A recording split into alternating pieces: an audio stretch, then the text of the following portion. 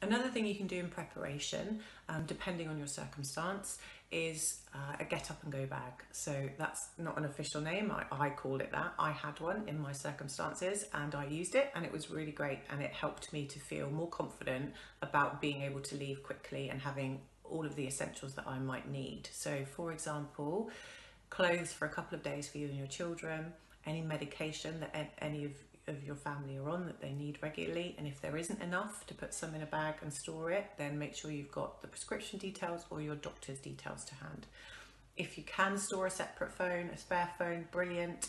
If not, write down all of the numbers that you might need, so your family, friends that you have regular contact with, any services, GP, anything like that, write it down on a piece of paper and pop it in the bag. We know that abusers tend to go for the phone first, so that's just a safety net for you to make sure that regardless of what happens to your phone, you can contact the people you need to. In addition, if you can put spare car keys in there, spare house keys, that's brilliant.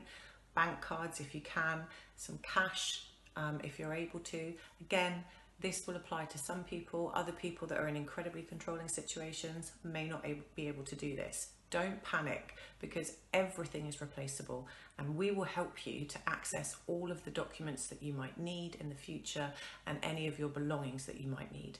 You're not going to be left with nothing. We can replace things, we can go back to properties if we need to. There are things we can do to support you. This is just something that you can do if it's safe to do so, to help you feel less hesitant about leaving and knowing that you've got some of those key items in a bag somewhere safe. When we say somewhere safe, if you live incredibly remotely and there's somewhere you can hide it, that's brilliant. If you have access to a vehicle that only you have access to and you can conceal it in the vehicle, again, that's another good choice.